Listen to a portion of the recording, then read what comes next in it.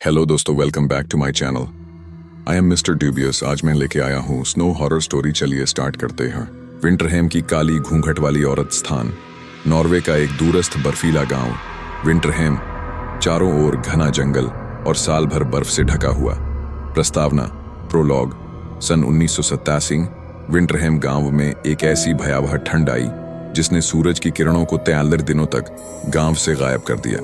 लोग कहते हैं यह सिर्फ कोई मौसमी घटना नहीं थी, बर्फ के नीचे कुछ बहुत पुराना और डरावना जाग गया था। इसी दौरान 3 बच्चे रहस्यमय तरीके से गायब हो गए। आखिरी बार उन्हें गांव के बाहर पुराने चर्च के पास देखा गया, एक ऐसा चर्च जो सन 1734 से बंद पड़ा था। उस रात आधी रात को जब बच्चे गायब हुए, वो पुराना जंग लगा हुआ चर्च का घंटा अपने आप बज उठा।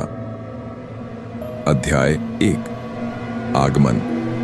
सन 2023 ओस्लो विश्वविद्यालय की लोक कथाओं की रिसर्चर डॉ. लैला मैडसन नॉर्वेजियन पौराणिक कथाओं और स्कॉट डे फोल्क धुंध में रहने वाले प्राणी पर रिसर्च करने विंटरहेम पहुंचती हैं।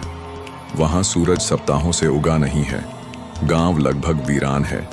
कुछ बुजुर्ग लोग ही बचे हैं जो बाहरी लोगों से बात करने में डरते हैं और चर्च का नाम सुनते ही चुप हो जाते हैं। वह एलियास नाम के एक युवक के गेस्ट हाउस में ठहरती हैं। एलियास उन्हें चेतावनी देता है, चर्च के पास मत जाना, खासकर सांझ के बाद। बर्फ सुनती है। अध्याय 2 काला घूंघट। लैला चेतावनी को नजरअंदाज कर चर्च में जाती है।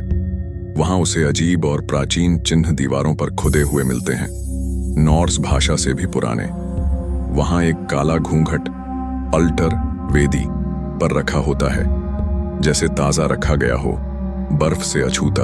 जैसे ही वह उसे छूती है, उसके कानों में फुसफुसाहट होती है, एक अनजानी भाषा में। फिर वह देखती है, चर्च के पिछवाड़े में एक लड़की खड़ी है जिसकी आंखें नहीं हैं, चेहरा एक काले घूंघट से ढका है। रात को लैला अपने कमरे में कदमों की आहट सुनती है, पहले खिड़की के बाहर, फिर कमरे के अंदर। अध्याय 3 गुमनाम डायरी। एलियास उसे अपने परदादा पास्टर हेनरिक सोलबर्ग की डायरी देता है, जो इस चर्च के आखिरी पादरी थे। डायरी में लिखा है कि 1734 में गांव वालों ने एक पुराने अनुष्ठान के जरिए एक आत्मा को बुलाया था, बर्फ से बचाव के लिए, लेकिन गलती से उन्होंने उसे बुला लिया। काली घूंघट वाली औरत, वो जो सांस, गर्माहट और आवाज चूस लेती है। डायरी की आखिरी लाइन, घंटी बज रही है, बच्चों को वो ले गई है, अब मेरी बारी है।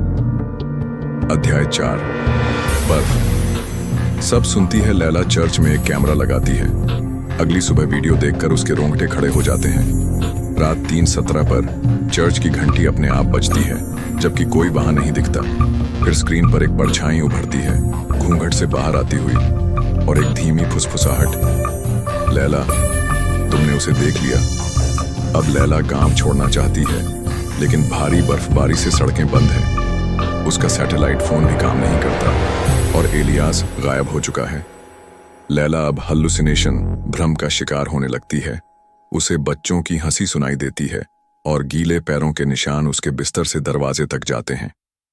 अध्याय 5 अंतिम रात लैला चर्च में वापस जाती है। अब वह घूंघट को जलाकर सब खत्म करना चाहती है। वहां उसे दर्जनों बच्चों की आत्माएं दिखती हैं, सब बिना चेहरे के, शांत खड़े हुए। घूंघट वाली औरत उनके बीच खड़ी होती है। जैसे ही लैला उसे देखती है, वह अपना घूंघट उठाती है। उसका चेहरा नहीं, बल्कि सिर्फ अंधकार, गहरे छेद और दांत दिखते हैं। लैला चीखने की कोशिश करती है, लेकिन उसके मुंह से आवाज नहीं निकलती। उपसंहार एपिलॉग। कई दिनों बाद लैला जंगल में भटकती हुई मिलती है, बर्फ में आधी दबी, एक आंख से अंधी और पूरी तरह मूक। वह खुद को पहचान नहीं पा रही। घूंघट कभी नहीं मिला। कुछ महीनों बाद एलियास की लाश जमी हुई झील के नीचे से मिलती है। उसके हाथ में चर्च की घंटी की रस्सी पकड़ी होती है। उस रात चर्च की घंटी दोबारा बजती है। विंटरहेम अब पूरी तरह वीरान है, लेकिन जो वहां जाते हैं कहते हैं, जब बर्फ गिरती है और हवा एकदम शांत होती है, बच्चों की हंसी और एक घूंघट की सरसराहट सुनाई देती है। थैंक यू फॉर वॉचिंग और सब्सक्राइब करके जाना।